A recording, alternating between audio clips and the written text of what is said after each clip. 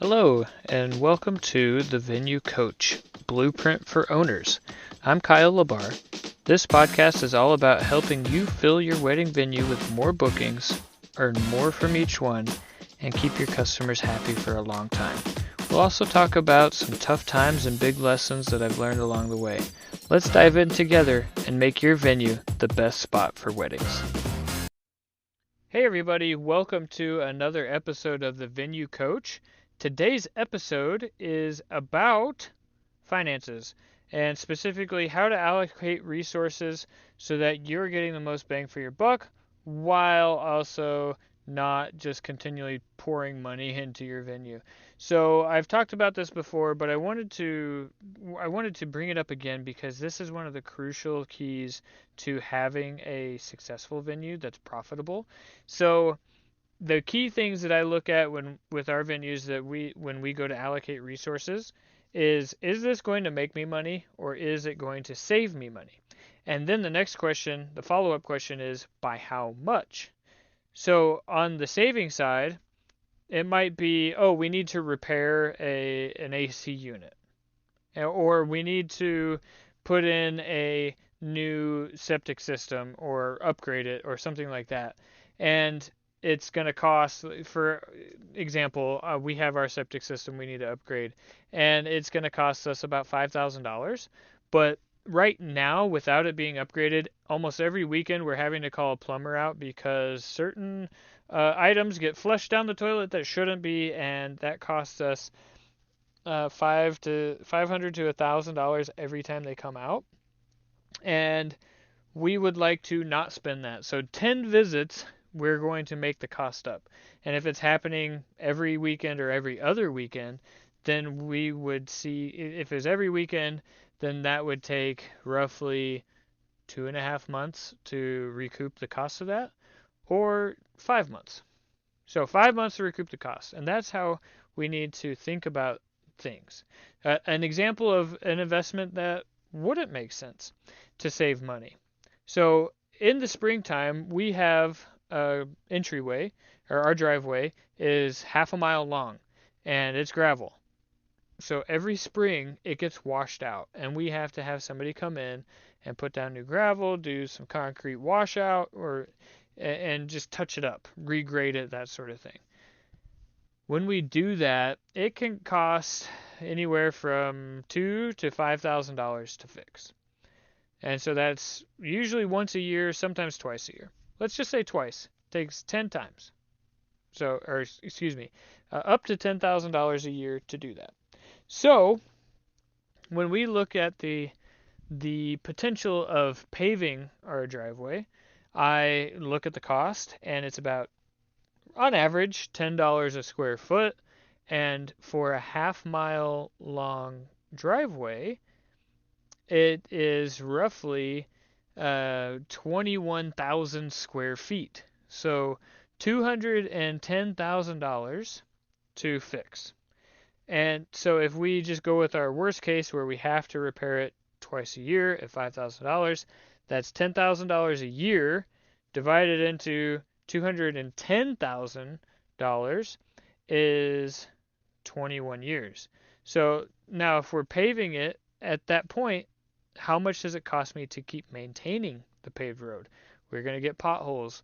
If it's heavy rain like that, is any of it going to wash out? And we have to repair, and now the repairs become more costly. And at what time frame will it start breaking down? And we'll have to do that. At our second venue, we get potholes, and that venue is about 15 years old. Now it's not a $5,000 fix, but it's also not a half mile long. And so these are things that you have to consider when you're doing it. So is saving five or 10,000, and that's at $10,000. So if it was $5,000, double that time frame, it would take 42 years to recoup the amount that we would be saving. And so that's not a good investment. So it's better for us to just continue to do the annual touch-up and maintenance of the road instead of introducing this huge upfront cost to just save $5,000 or $10,000 a year, and we would effectively never recoup the value of that money again. And so that's really what I'm talking about here is can we can we make improvements? Can we make repairs? Can we do these things? Absolutely, if it makes sense financially. And the other bit of the finances is will this thing improve the experience? Is it an upsell? Is it something that will make people book more and more often? So on the other side, I've talked a bit about how we built our wedding chapel, and that one we anticipated a 5 to 10 year ROI, return on investment, and when just while we were constructing it, we saw an uptick in bookings that is leading to an ROI realization of about 3 to 4 years. So it had a huge impact, but we were conservative with our estimate, and the reality is actually turning out to be way better than our conservative estimate. So when you're factoring on things that you can do to improve the venue, what I like to do is I like to round up the expenses, round down the income that's going to be generated from it, and if it still makes sense, then you should absolutely do it because it's going to really make sense when the numbers aren't at their worst on the expenses and when they're not at their worst on the income as well. So that is how I like to analyze the investment opportunities that we have for the venues. So that way we can make sure we're making the best decision with our money. And then the last thing is you should get to a point where you are able to just be okay with taking money out of the account, provided you have enough to cover your expenses and you have a good amount in reserve sitting in the bank. Be okay with taking money out and paying yourselves for the hard work that you do as owners, as investors. And so those are the real high level ways that I like to approach both investments that will save money and investments that will make money. And the time turnaround on the investment to make money needs to be well worth it. So usually on the smaller items like adding in a photo booth or the bar or something like that, you need to realize your return within months and not years. And then on the bigger investment like a chapel, the realization on that should be measured in years, but if you can get the estimation and it's looking like it's going to be 5 to 10 and you can make it be better than that, then you're gonna be just fine.